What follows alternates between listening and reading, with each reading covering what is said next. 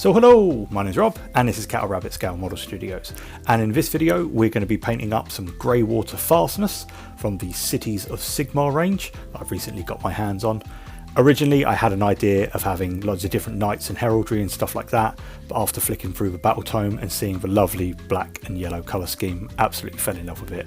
I've painted some up as you can see here, and in this video I'm going to talk you through a really easy scheme. Only takes about 12 paints. Super easy, really quick, fantastic for batch painting. Like and subscribe, and let's just get started. So the first thing we're going to need to do is look at our model. I've got this little guy here and I am going to keep his shield separate, his head and his actual shield arm. The reason why I'm doing this is because sometimes the shield arm, when it's on the miniature, it can be a little bit hard to paint round, and I wanted to get absolutely everything. For the sake of this, I'm going to keep them separate, but I will be painting everything up at the same time.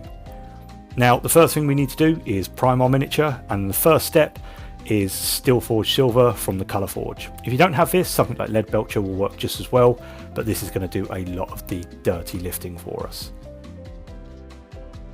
With our miniature primed and everything dry, you can see once again I've kept the sword and the arm off, and all I've done is I've mounted the head on a little bit of sprue and stuck it into my hobby handle. This is just going to make it a little bit easier for me to handle. Now, the first colour we're going to use is matte black from the Army Painter. Once again, if you don't have this, use something like Corvus Black. It's a really nice smoky black colour, and this is for things like the trousers or any little bits of undersuit that might be poking out. And when painting this step, obviously neatness, you don't really have to be that neat this early on, and we are working from the inside out, meaning that all the other colours are going to be next to it or after it. But the neater you work now, the less tidy up you'll have to do later, which can save a lot of time, especially if you're batch painting.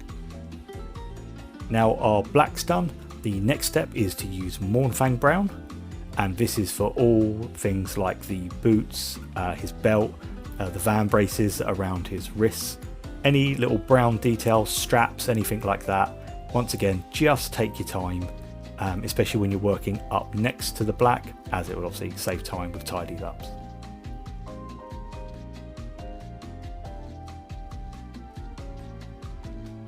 Now that's done, the next step is Retributor Armour.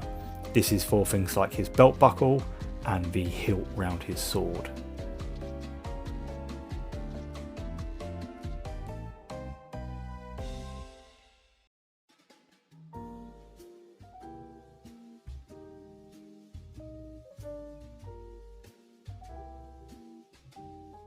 Now that's done, we are getting to the fun part, is that what we can do now is actually tidy up any splodges. So just take a little bit of time and quickly check around the miniature. If you do need to do any tidy ups, this is the time to do it. Once everything has been tidied up and you're happy with how your miniature looks, the next step is Agrax Earthshade. And what we're going to do here is we're going to wash this all over the entirety of the model. We don't want to slop this on or have it really thick in places, so I recommend just having a little bit of water on hand in case you need to spread your wash out, but literally just cover all of the miniature, making sure that it's not pooling together. When we say pooling, we mean any big splodges and things like that, because that will darken down considerably. But just make sure the whole model is evenly covered in the Agrax Earthshade.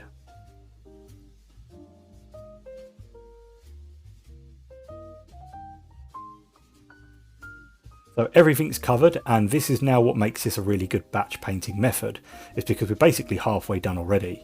What we can actually do is, while this one dries, we can start washing our very next miniature and so forth, and working down the line. So this is where this kind of little first couple of steps that are really easy to do make this a really good method.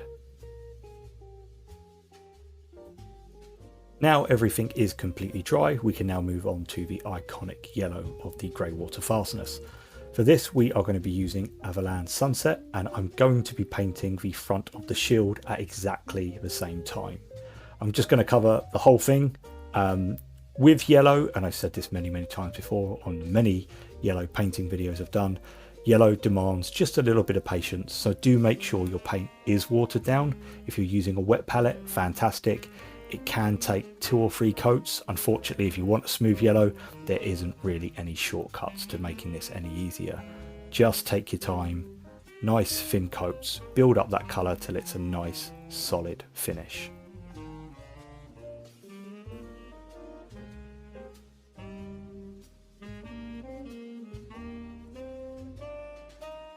Now everything's lovely and we've got a fantastic looking yellow. The next step is to wash it all, and for this we're going to be using Casandora yellow. This is going to bring some really nice depth to our yellow bits, and it's going to give us that cool kind of, I guess, off orange browny shading, which we really want. For this I'm just going to make sure that it's covered really evenly.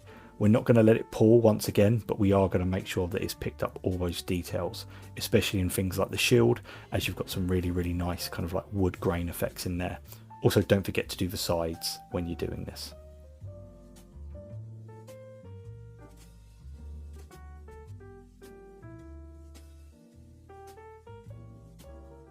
Once again, take your time, just make sure that it's not pooling anywhere or it is on too thick.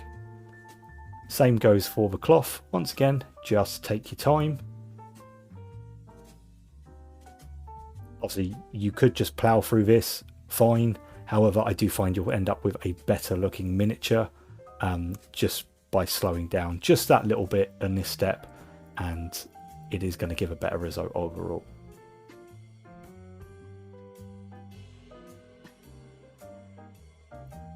Now that's done. Obviously you can see that we've got all that lovely detail and it's all been brought out, and we've got that really nice orangey browny kind of tone to it. Really nice looking. You could stop here if you wanted to with your yellows, but the next step is to paint any skin. For this I'm going to be using Cadian Flesh Tone, and this is for things like the hands. Don't forget his helmet, his little face section on his helmet.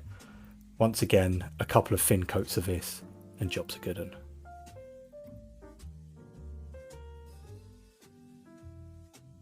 Do just take your time when you're doing this step, being careful not to hit any previously completed colours.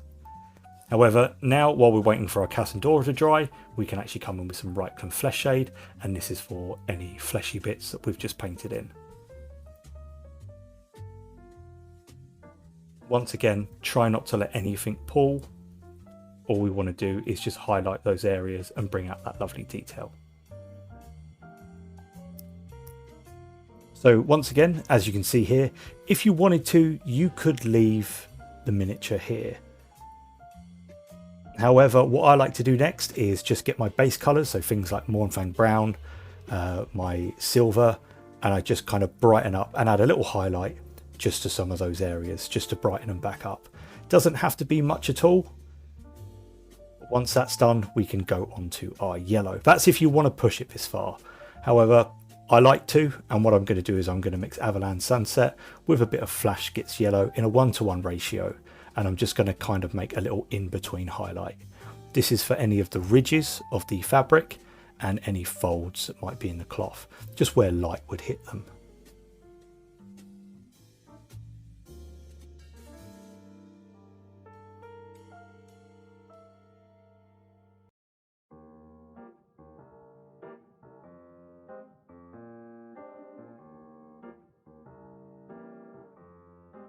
And then just to push it a little bit further, I'm going to use just some neat Flash Gits for a very fine highlight.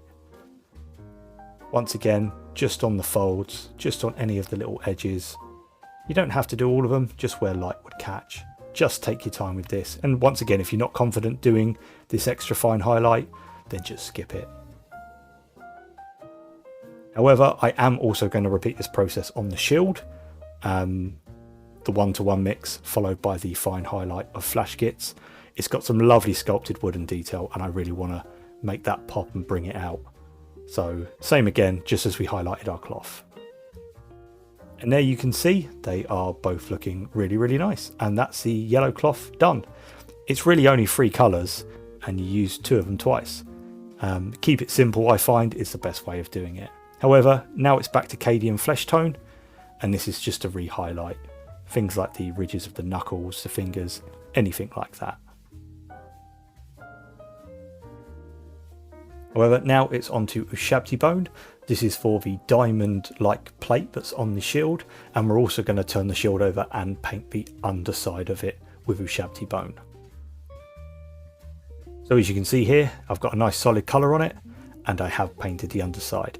I've also painted any black details, which we'll do again in a minute, and any of the leather straps has been done with Mournfang brown, just like the rest of the miniature.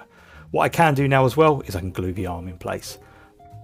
And then we're going to wash all of the back of the shield, that's the back only, with Agrax Earthshade. Once again, same rule applies here. Make sure the whole thing's covered and it brings out all that lovely detail, but don't let it pull too much. Otherwise it's just going to look a bit gloopy and it's not going to bring out that detail. Now we can actually attach the shield arm, and one of the final steps that we've got to do is the trim on the shield. For this, it's the Army Painter Matte Black. Once again, if you don't have this, Corvus Black works just as well, just for all that trim. And we can now fully assemble our miniature. And lastly, just if you want to, get a bit of Seraphim Sepia, and you can actually just dot the rivets on the little diamond plate. Then it's just time to put on the transfers, and this little steel helm, I keep calling them iron helms, the steel helms, is done. Easy, 12 paints. And it's a really, really quick way of doing things. As you can see here, I put the transfer on our miniature and he looks great. If you followed my technique for making your own base toppers, you can actually get so many of these done in a day. This guy took me about 2.5 hours, and that's with recording, which obviously normally bulks up the time because it's a big stop-start process. However, I can probably get one of these done in about 1.5 hours. So if your production line of them, you could do 4 or 5 in a good few hours if you just, really production lining them out. I think these look great for the amount of detail that's on them, for being 3 foot away on the tabletop. These are a great looking miniature, and there's a lot you can do with them, but there's also really lots of shortcuts that you can use, as I hope this video proves to you today. You can obviously see that I've done my Marshal and my Envoy here, and you can even apply this method to things like the Cavalry, which I've done here.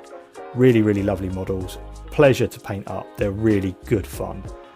Let me know if you found this useful. Let me know if you've got Cities of Sigmar and what other faction you're painting yours up. I really like Lethis, but I'm a sucker for painting yellow. But that's all from me in this one. I'll see you all next time. God bless and take care.